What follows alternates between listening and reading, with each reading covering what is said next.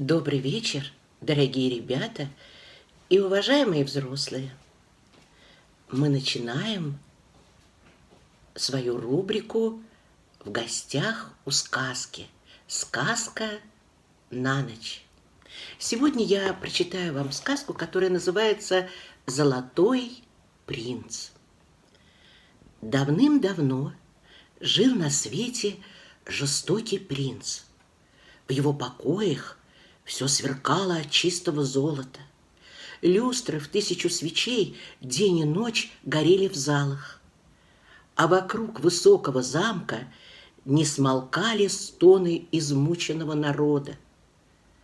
Никого никогда не любил принц и казнил слуг за малейшую провинность. И все знали, когда скрипят золотые решетки красного подвала, значит, тиграм на растерзание дана еще одна жена золотого принца. Столько крови пролил властитель, что ею можно было окрасить всю страну. Однажды возле замка остановился табор. Народ стекался на представление, приехал и принц в золоченой карете. Сладостно ныли гитары, весело плясали вокруг костров чумазые цыганята. Но лучше всех была танцовщица-цыганка с длинными, вьющимися по загорелым плечам черными плетками распущенных кос. Ярко-алым горным шиповником горели ее губы, и юбки разлетались чарующим цветком. «Сегодня ночью ты придешь ко мне в замок», — сказал ей принц. «Не приду», — ответила цыганка. «Разве я для тебя недостаточно красив?» — удивился принц. «Ведь ему никто никогда не смел отказывать». «Разве ты не хочешь стать хозяйкой всей этой роскоши, ходить в золоте, повелевать страной?» «Ты очень красив», — учтиво поклонилась цыганка. «Но я хочу сегодня танцевать. Я люблю треск огня, шепот звезд и плеск воды». Принц рассердился, и слуги его тут же схватили цыганку и привели в замок. Правитель вышел в тронный зал в самом блистательном своем наряде, велел расстелить лучшие ковры. Цыганку одели в благоухающую юбку из живых алых роз, зажгли огни, наполнили каменный бассейн родниковой водой. «Ты хотела плясать? Пляши», — промолвил золотой принц.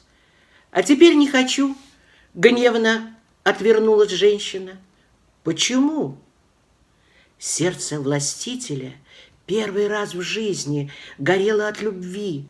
«Ведь я сделал все, как ты хотела». Он подвел ее к окну. «Вот твои звезды, вот вода, а вот огонь».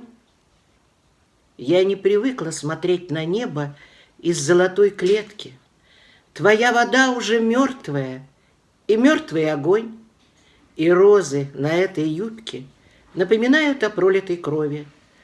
Они уже мертвы». «Может быть, мертвые я и моя любовь?» — вскричал принц. «Может быть», — тихо ответила цыганка. От негодования и несправедливости к своему чувству своенравный принц велел бросить дерзкую на растерзание тиграм. Но звери не тронули цыганку, лишь стали ласкаться к ее ногам. Тогда принц приказал сжечь ее, но пламя угасло, лишь она коснулась загорелыми ножками раскаленных угней. Ее кинули в бассейн, но как рыбка поплыла цыганка и опять невредимую предстала перед своим мучителем, сверкая непокорными очами. Принц негодовал и восхищался, но гордость не позволяла ему уступить. И на закате, когда посреди последние лучи солнца осторожно коснулись далеких гор, ее привели на самую высокую башню. «Одно твое слово все может изменить», — сказал в надежде принц. «Да, может», — пророчески заговорила цыганка. «Я погибну, но ты будешь жалеть об этом вечно.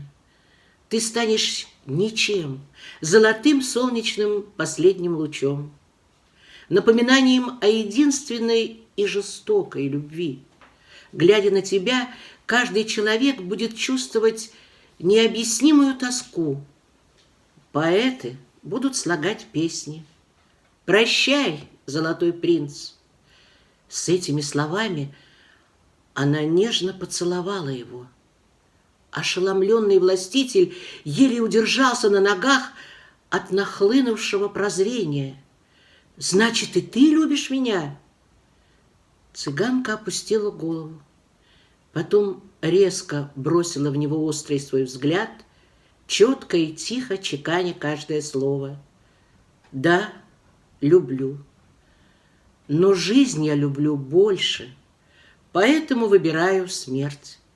И на глазах изумленной стражи бросилась из окна на крутые скалы. И с последним лучом солнца растворился принц, будто его и не было.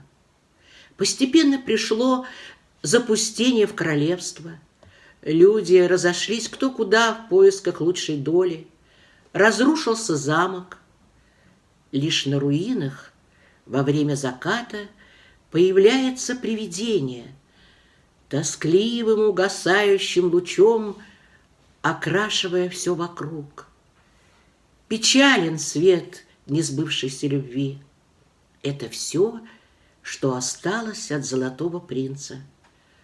В руках у него алая роза, а из глаз бегут кровавые слезы.